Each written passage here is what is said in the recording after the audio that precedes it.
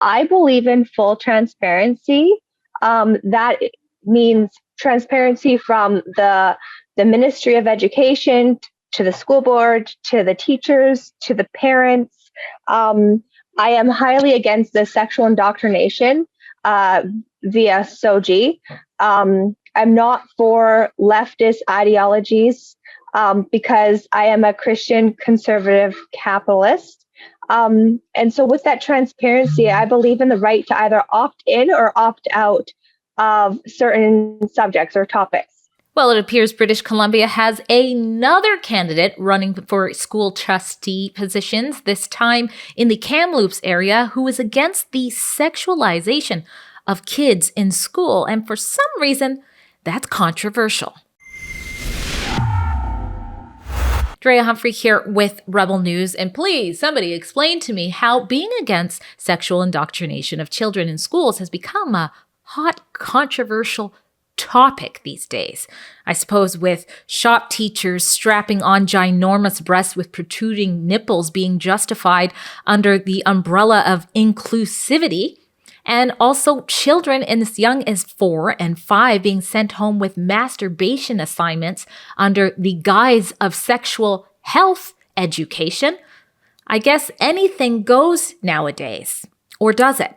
At least some who have been running for school trustee positions in the upcoming municipal elections, some that you can find at our special website called bcleadershipreports.com, say no, enough is enough. Leave the children alone. And one of those people is a Miss Jennifer Rowse from Kamloops. She's a mom, and she's had enough with the books that are over-sexualizing children in school these days. She also takes issue with the SOGI 123 curriculum that a lot of people, just like her, have. We've done many reports on why that is. But really, I sat down to interview Jennifer Rowse because she didn't feel she was fairly represented by her local media at Kamloops this week. They did this article. You can see by the title alone, all the cards were decked against her. So we're going to talk to her about her opinion on why she didn't feel fairly represented. And also, I want to make sure to throw out that before I could bring you this report, Kamloops this week actually published an open letter in support of Miss Rowse. So please make sure you're aware that that part is not considered in this interview yet. So I will go ahead and link that open letter as well as the original article and the information about Miss Rowse in case you want to know more about her in the Kamloops area. But for now, let's hear the interview.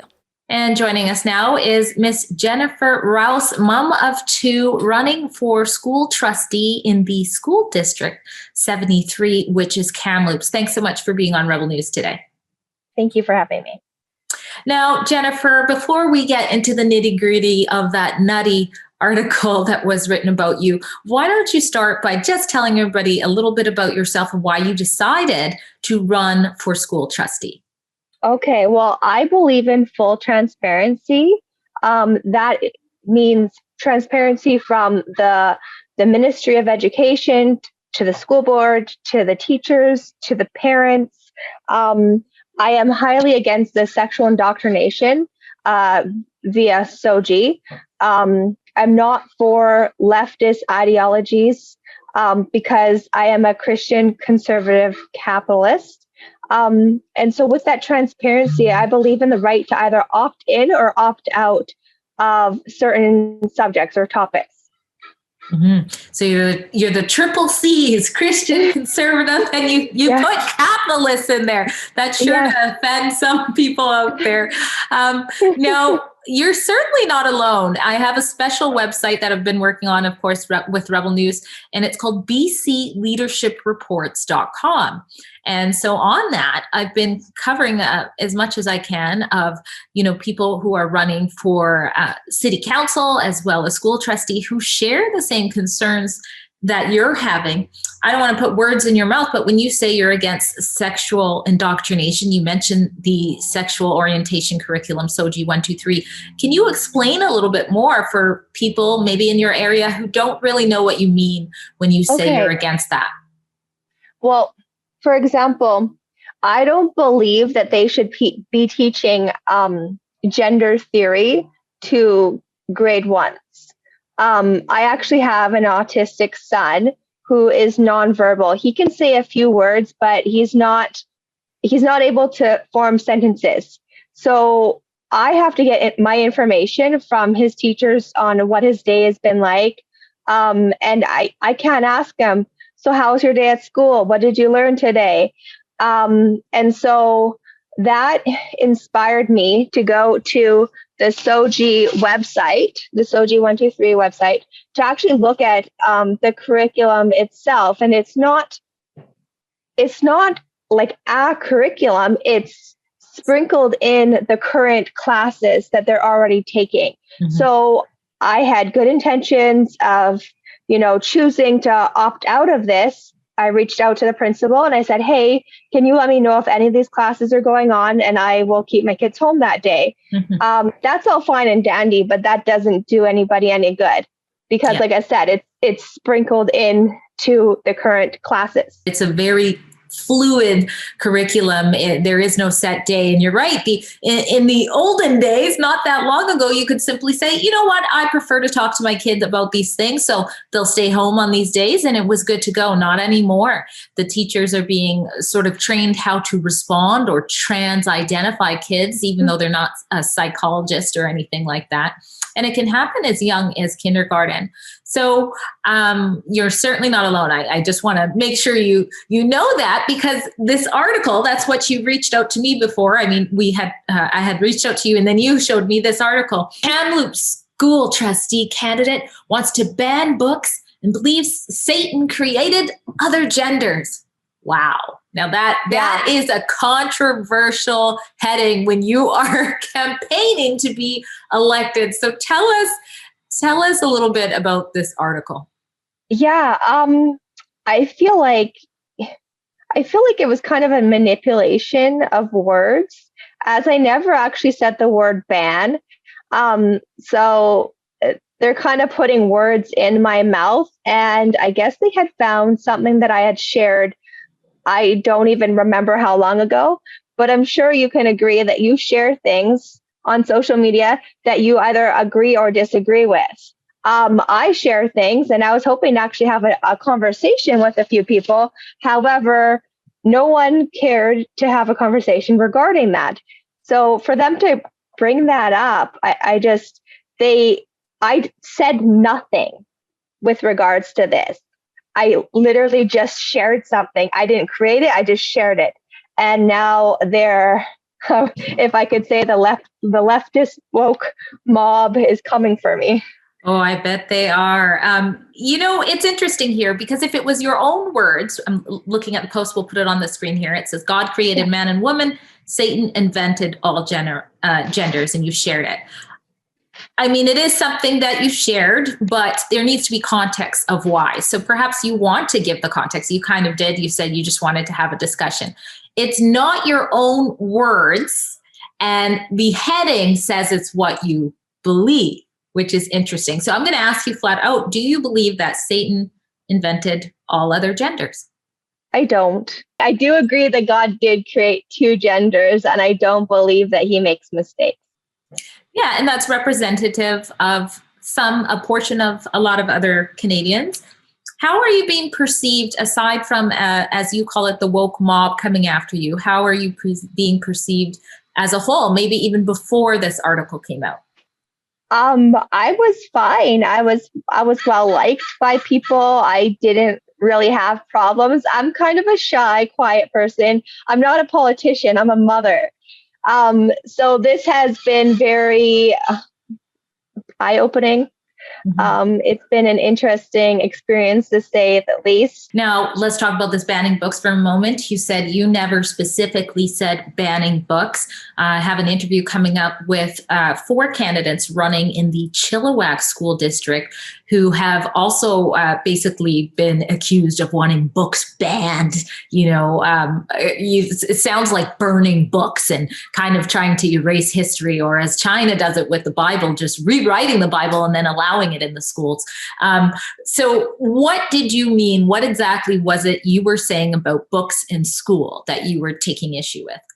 Yeah, there's been a few books that I have read And I disagree. I think that some of them are very graphic and I would say pornographic. The images, I can share them with you. It's quite disturbing. So I'm not really wanting to ban books. I believe that books should be sold at bookstores. I would even compromise and say, how about the public library? Mm-hmm. Just not in the schools, because that's the thing is I'm not in the school with my kids. Mm-hmm. I can't choose which book, but when I take them to the public library, I take them to the library. I get to look at a book before we take it home. And so I'm just simply in the belief that we shouldn't have had the books there in the first place. Mm-hmm. Not banning them. They have no right to be there in the first place. Now, Kamloops this week did reach out to you to do an interview, and according to them, you declined. What was your reasons for that? To be honest, like from my previous experience with the media, well, I've had a few experiences. I feel like you can say something, but they're going to paint you in the picture that they want to anyways. They have a way of manipulating words. And I've had a lot of people reach out to me and actually say, like, I saw right through that article. And I'm just like, I'm so glad you did, because even my own friends and family that have known me my whole life had said, wow, that was not a very good article on you. I'm like, I'm not saying it made me look good. Yeah. Well, who knows? I guess time will tell. Now, the other element that's kind of thrown in there is the whole anti-vax stereotype. So according to Kamloops this week, they say they wanted to interview you because they wanted to know if you were anti-gay and anti-vax. What's your response to the inquiry that they wanted to ask there? That's a good question. I definitely do believe in the freedom of choice. So when I was in the interview, the thing that I was cleaning my kids' playroom, and the thing that kind of caught me off guard was when he asked me directly, "Are you vaccinated for COVID?" And my first response is, "What does that?" Yeah, like what does that have to do with this? But I was taught in school to not answer a question with a question. So I just answered honestly and I said no. And then I said, I do have all of my other vaccinations, as do my kids and my husband. I even have a scar in my arm to prove it. So I just felt like as soon as he heard that, he said, "Oh, so you're an anti-vaxxer." And it was at that moment I knew that this interview wasn't going to go well. He was going to paint me in the light that he wanted to. And he knew that. And I learned that. And I was also really disgusted for his lack of discernment and even common sense. When I said where I live and where my kids go to school, I was doing that strictly to give him an idea of the distance. I thought he would have actually just clarified if it was okay to mention my kid's school, but that he didn't. So with writing this article and saying the name of my children's school, it kind of makes me sound like I'm blaming teachers. I'm saying that these books are in my kid's school, and all of that stuff. So he just kind of like I said, he manipulated what I said. Now, granted, if a journalist speaks with you and you guys didn't have the sort of agreement that it was off record, I mean, it is kind of fair game for them to report about it. But yeah, letting people know in an article like this what school your kids go to is it's very distasteful, in my opinion. So what about, I think the last note, I don't want to talk about this too long. I'll let you end with why you think people should vote for you. But there was also, it just seemed like there was a lot stacked against you, or they were trying to stack a lot against you in the article, because they even talk about archiving your whole Facebook and a Twitter account that had been suspended. No context is given other than it shared the same name with you. Is that your Twitter account? And why was it suspended if it was? Yeah, that's it's really comical because I don't have Twitter. So I thought that was really funny. But I believe that people should vote for me because aside from this whole transparency aspect, I am a believer in practical education as well. I believe in budgeting, entrepreneurship, trades, innovation, critical thinking. I mean, I grew up in an era where we were told it was I like to say it's a because we said so era, you know? When we asked why, that was our answer because I said so. So when my kids ask why, I like to give them answers. I like to educate them, and I take a lot of pride in and joy in the fact that I get to teach my kids some things too. And I just feel like there are some things that I, as a parent, feel like I have the right or the opportunity to teach my kids. Well, Jennifer, thanks for sharing that with us. And I know that you have you're a little bit leery about being on media, but I hope you feel like you were heard on this report today. I was, and thank you so much for this opportunity. Hey, did you know that Rebel News is completely independent from government interests, but we are also completely dependent on people like you to keep us running? If you appreciate the report that you just saw, please go to bcleadership.reports.com and donate what you can to help us cover the cost to bring you these reports. We appreciate your support.